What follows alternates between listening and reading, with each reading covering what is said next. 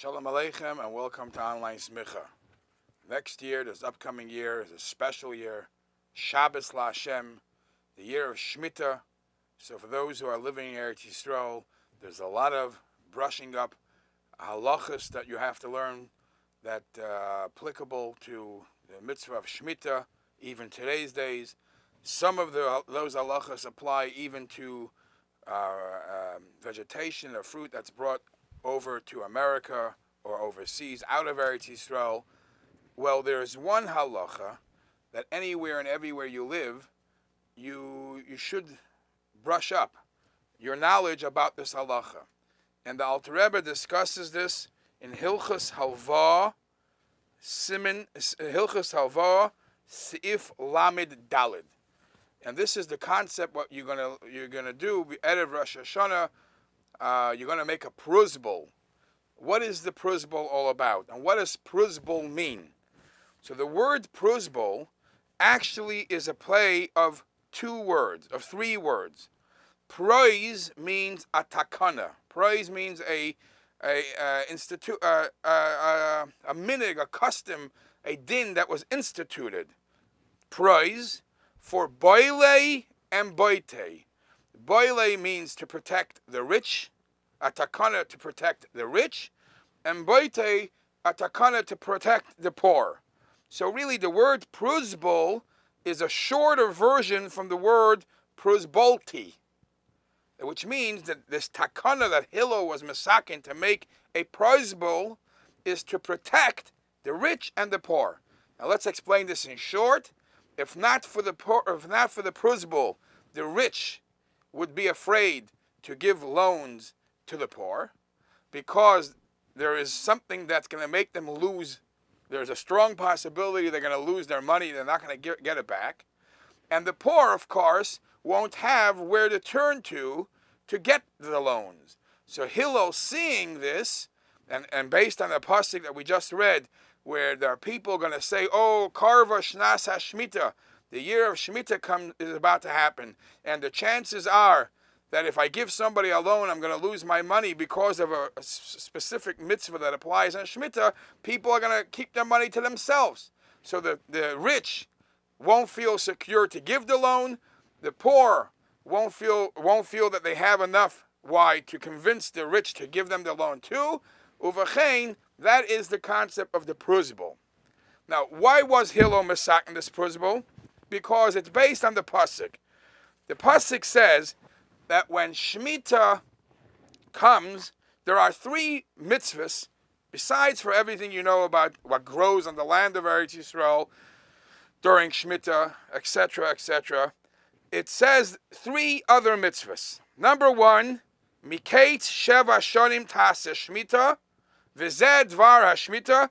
At the end of 7 years, during the 7th year of Shmita, this is what Shmita is all about, says the pasuk. Shamait kol baal maaseh yodei asher yaseh b're'ehu. If you have any claim, financial claim, due to a loan that you loaned your friend, you should release him from that when Shmita arrives. Wow, that means if you have outstanding debts that you could collect, it becomes batel. That's very scary for a person that needs his money. Then there is a loisesa. The loisesa says, you're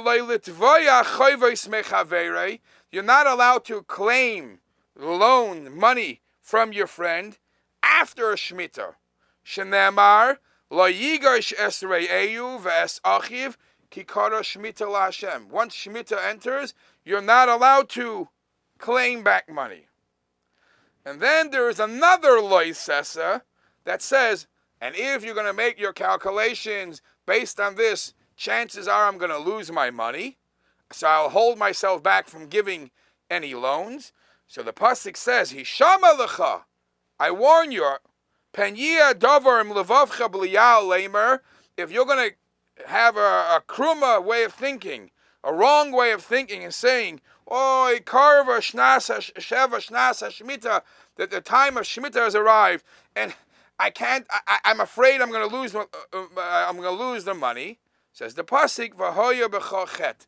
If you have that attitude, that is a sin. So now here's the dilemma, or it's actually a dilemma which is a mitzvah.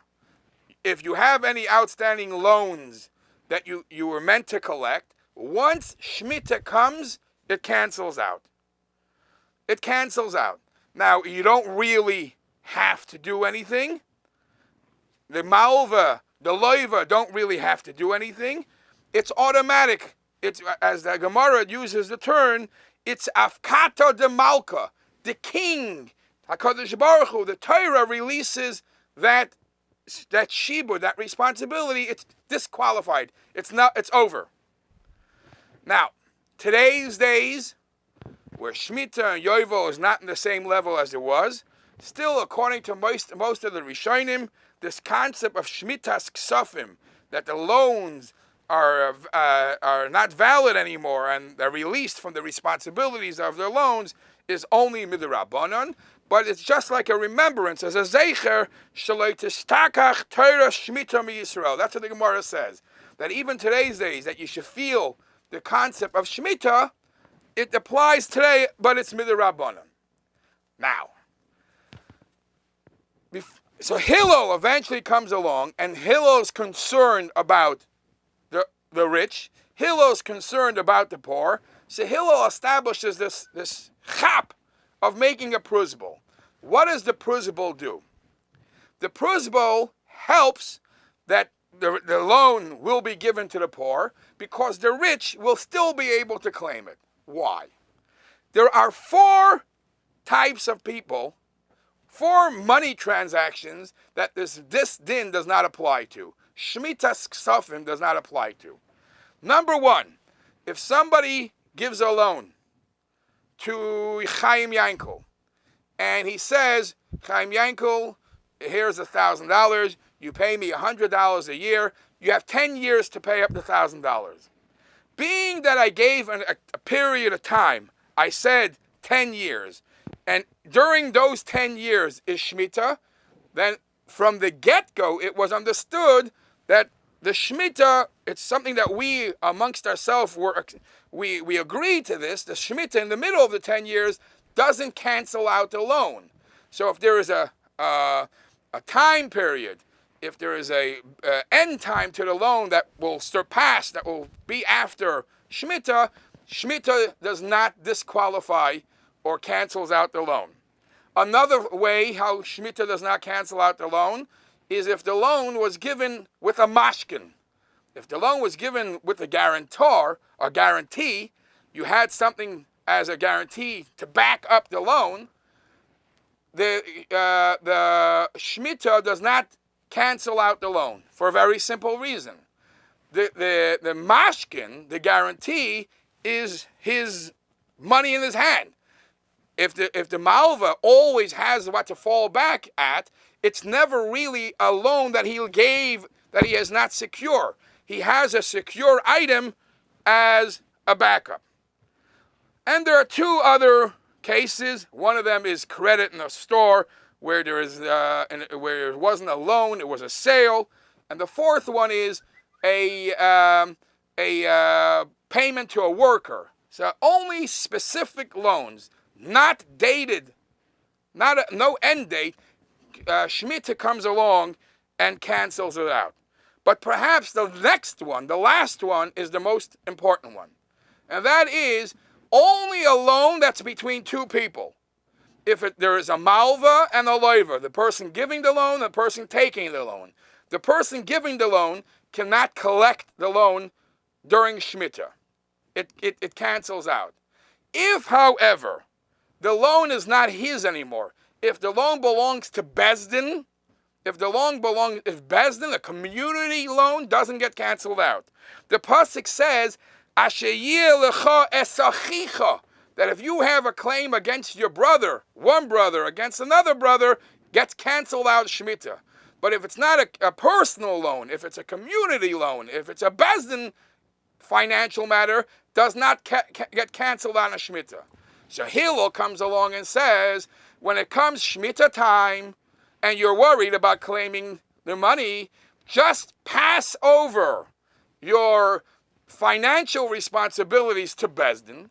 So now it's not you claiming from an individual. It's Bezdin as a community matter claiming from an individual, and then the money could be collected.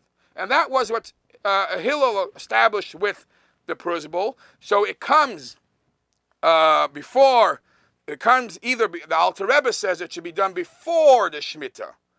A lot of other Rishonim says it's actually done at the end of the Shmita. But according to the Alter Rebbe, now, right before Rosh Hashanah, you don't have to write a shtar necessarily and give it over to Bezdin. Even if you say in front of 3 people, I'm giving over all my financial claims to Bezdin, during Shmita, I will still have the right to collect that. Now, I want to be Messiah, that it says in one of the Svarim a very nice thing, that this Shmitas Ksafim is actually a skula, a very good skula for this time of the year. If a person is Mekayim Shmitas Ksafim, he releases the responsibility from financial matters to somebody else to him, it's a segula that he will be forgiven for his sins. Why? Because it's midah keneged midah. If a yid is willing to give away something that somebody owes him, Hashem looks at that and Hashem says, it could be you owe me something too, and I'll be willing to overlook that and give you a shana tova mesukah, ksiva v'chasima tova b'gashmi yasibaruchnis.